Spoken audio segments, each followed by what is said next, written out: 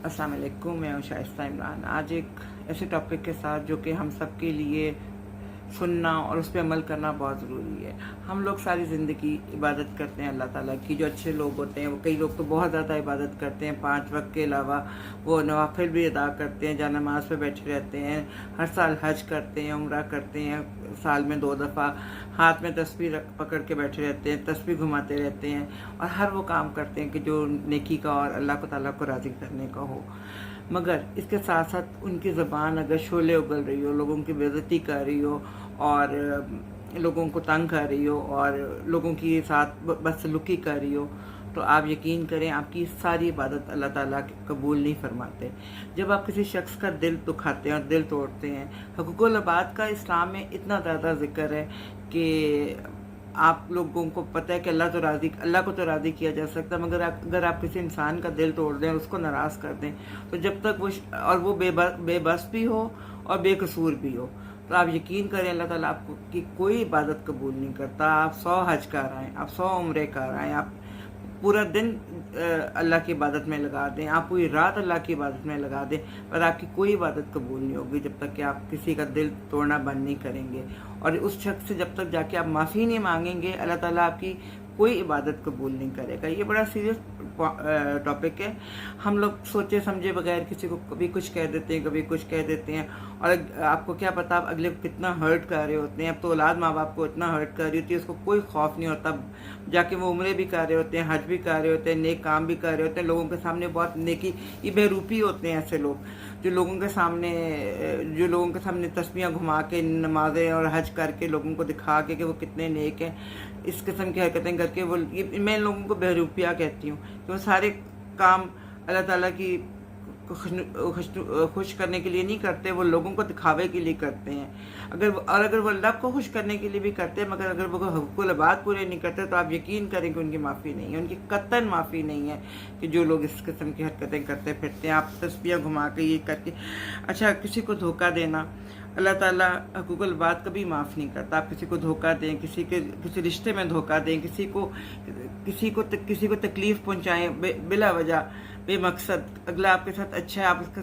तकलीफ़ दें, आप किसी का हक ना दें, आप अपने हकूक़ पूरे ना करें। हक़ुक़ुल इबाद में बहुत सारे हकूक़ आते हैं, आपके अपने माँ बाप की तरफ हकूक़, अपनी बीवी की तरफ हकूक़, अपने मियाँ की तरफ हकूक़, अपनी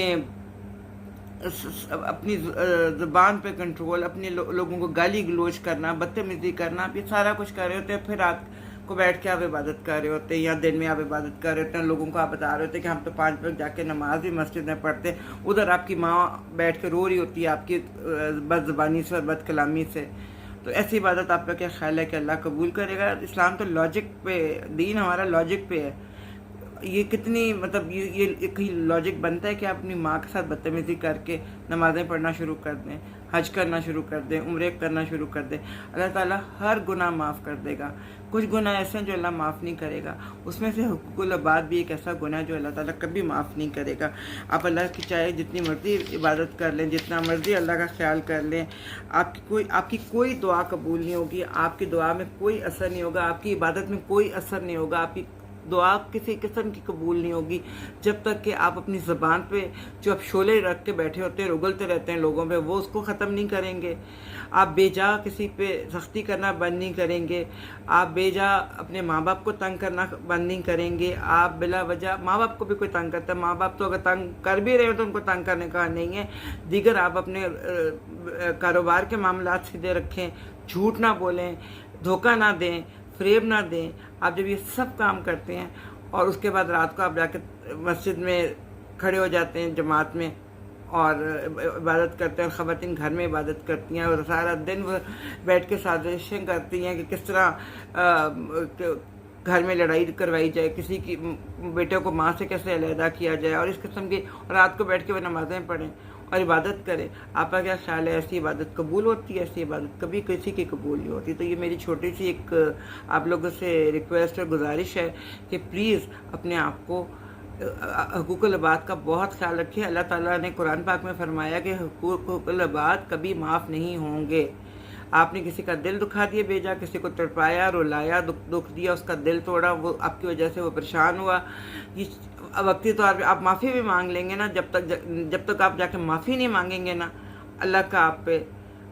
अल्लाह जो है ना वो आपसे नाराज़ रहेगा, वो आपकी कोई इबादत कबूल नहीं करेगा। ये एक छोटी सी बात है कि आप अपने आप को सीधा रखें, लोगों के साथ हुकूकुल बात पूरे करें, जिसका आप पे जितना जितना हक है उसको उतना उतना पूरा करें। अगर आप उतना हक पूरा नहीं कर रहे और अपने आप को नेक और पारसा कह रहे हैं तो ये आपकी भूल है और गलत, आपकी ये एक गलत बात है, क्योंकि अल्लाह ताला आपकी कोई इबादत को, आपकी किसी दुआ को, आपकी किसी नेक अमल को, आपकी किसी चैरिटी को, आपकी किसी सदका खैरात को कबूल नहीं करेगा जब तक कि आप लोगों का दिल दुखाना, बदतमीजी